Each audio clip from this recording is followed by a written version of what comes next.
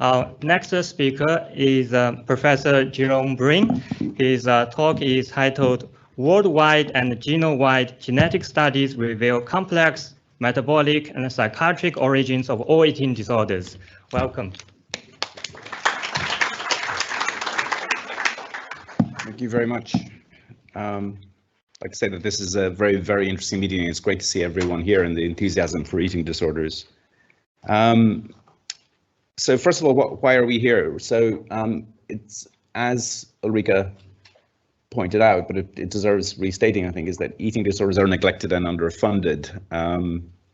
They predominantly affect younger women. As I'm going to cover later, some work that we've been doing to show actually that the group age 18 to 25 is probably the least, is probably the most important group that's underfunded at the moment.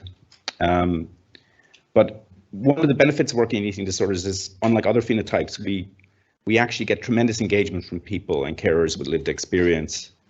And actually, part of the work I do outside of my research is with a group called the Hearts, Minds and Genes Coalition. And here's a picture of two of the banners that we had at a recent parliamentary exhibition. And you can go to this website, unheardstoriesed.uk, to see that exhibition. The first thing also to say is that eating disorders are like every other complex disorder. They're both genetic and environmental. They affect between 5 to 15% of the population, depending on which study you look at, but also the time at which symptoms were measured. So there seems to be a big increase in prevalence recently. They're also the least treated and researched in psychiatry. Notably, there are no medications currently that are specifically developed for eating disorders, and that reflects the consistent underfunding of research in the field, really. However, they are 40 to 80% heritable, depending on which eating disorder that you're looking at. So from binge, let's say, all the way up to ARFID. And that means actually they're more heritable than MDD or anxiety, yet the heritability of MDD seems to be far better accepted overall. They have both psychiatric and metabolic features. The best demonstration of this so far is with anorexia nervosa, where we've shown that approximately half of the genetics lie with metabolism and body composition, and the other half lying with the expected psychiatric comorbidities. This is also hopeful, though. So more about that. So I co-chaired the Psychiatric Genomics Consortium Eating Disorder Work Group with Laura Huckins and Cindy Bulick. We published this study in 2018 in Nature Genetics, looking at the genetics of anorexia nervosa in about 17,000 cases. What we found was interesting. So the highest genetic correlation was no surprise, it was OCD. But that was mirrored with a series of negative genetic correlations with a range, negative significant genetic correlations with a range of body composition and metabolic phenotypes. So body fat, and as we would show in later studies, the genetics of female body fat was very closely related, but also fasting insulin, for example, and BMI adjusted fasting insulin. And that suggests that you've got this bipartite model. A simple model is basically that this data is suggesting something like high OCD risk plus risk for plus insulin sensitivity. But I mean, of course, that's an oversimplification. Since then, we've been doing other work, broadening out our research to look at binge eating behavior. So this is binge eating with loss of control, but not without the confirmation of the frequency and duration.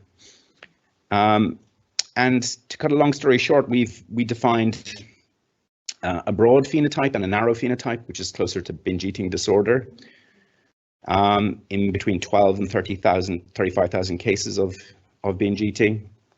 And we find a quite different picture with genetic correlations for binge eating disorder.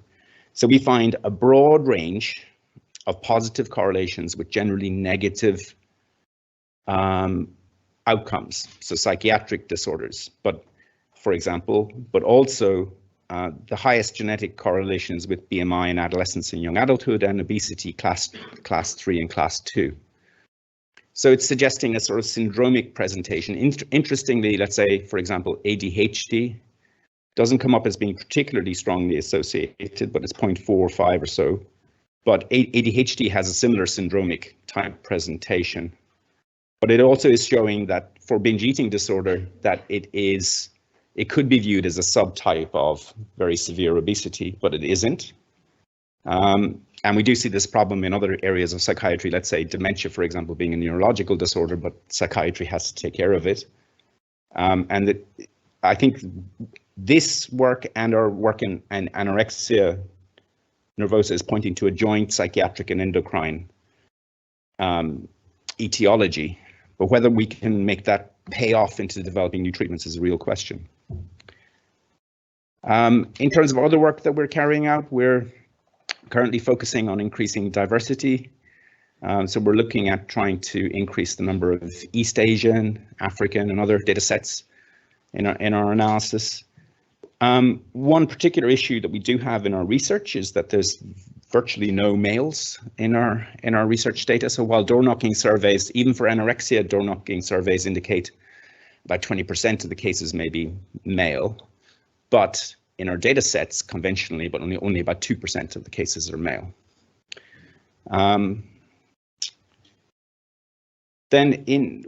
Locally, we are in the UK, we run this study called EDGY UK, which is a collaboration with BEAT. This study aims to recruit 10,000 people with a lifetime experience of an eating disorder. We recruit via social media and NHS trusts.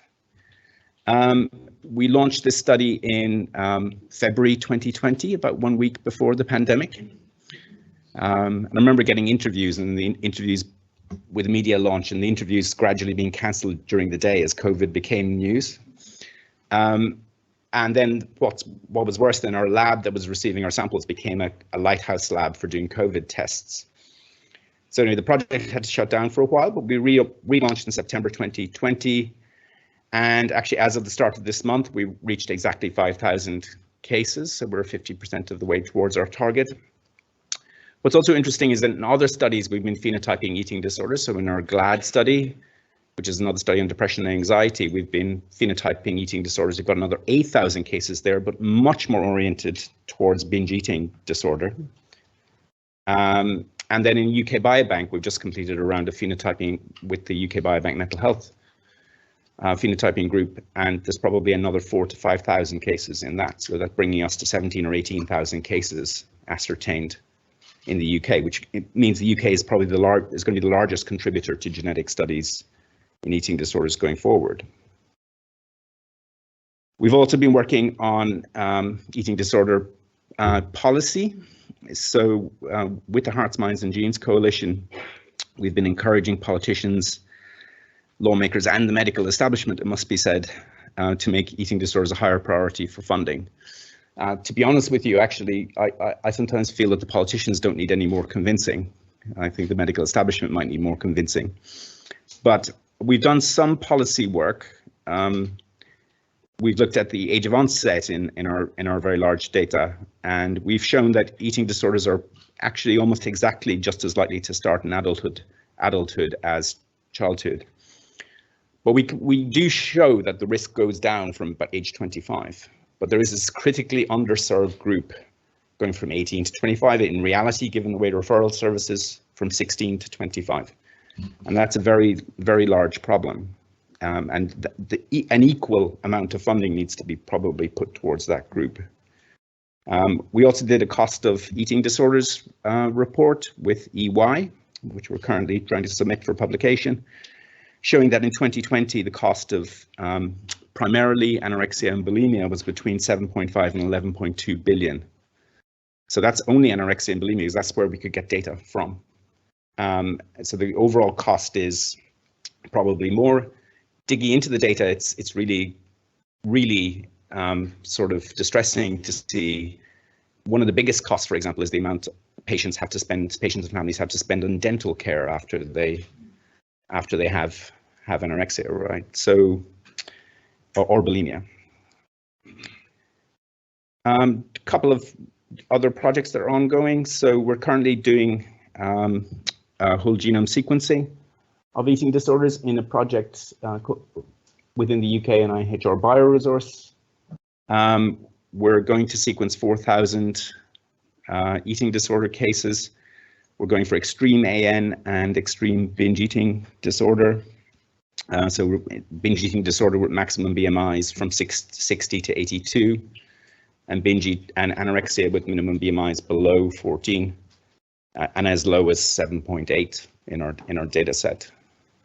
Okay, sorry.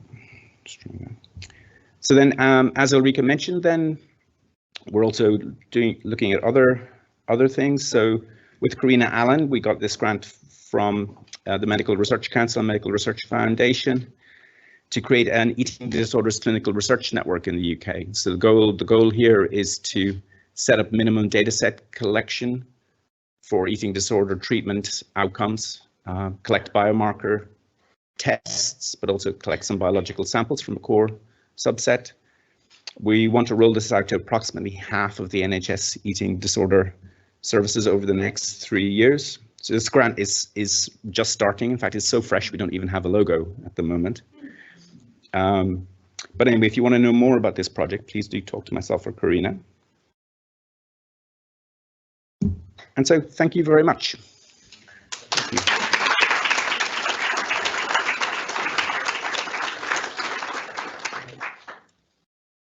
Questions? Please.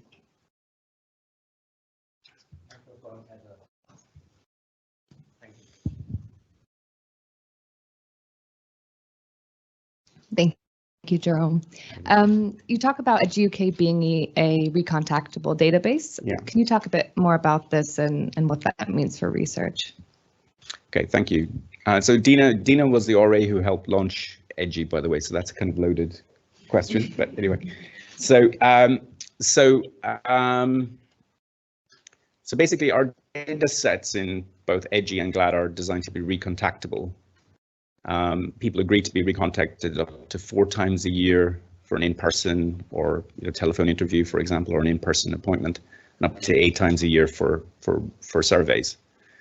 And we hope that by establishing these data sets, then we can essentially make research cheaper. So if someone wants to get 500 questionnaire responses on eating disorders from people where we've got pre-existing data and medical record linkage, for example, we can enable that. We can also enable recruitment into clinical trials and other types of data sets. It's not, of course, perfect because some research wants to go look at newly incident cases, and we're getting people with a lifetime experience. But it is the fact that we can recontact people, the fact that we've got medical record linkage as well, makes it a really unique data set, I think. Thank you. Thank you.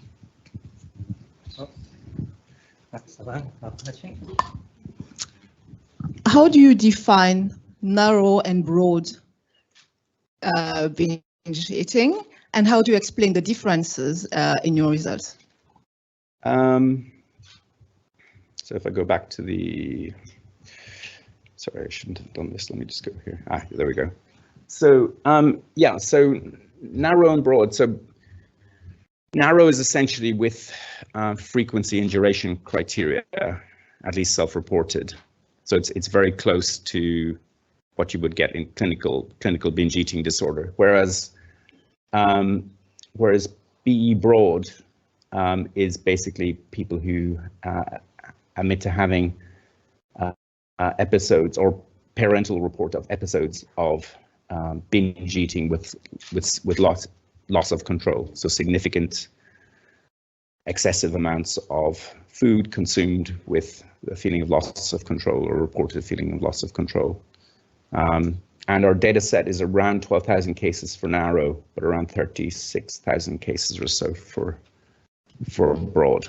And the reason that we did both was because there was a concern that we would just reflect obesity with a broad definition of binge eating.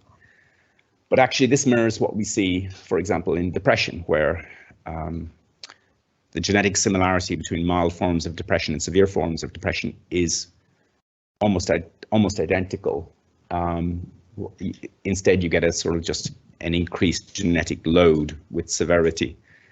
And overall, it's quite similar. I think the biggest difference was the increase in depressive symptoms or something like that between the two data sets. So there was some mild increase in the genetic correlations with psychiatric outcomes. So there was some indication they were more severely, they had a closer relationship to psychiatric outcomes, but it's mild, that difference, and probably not significant. Yeah, okay, thank you. Thank you. It's time to move on to our next talk. Let's thank Gerome again for a brief.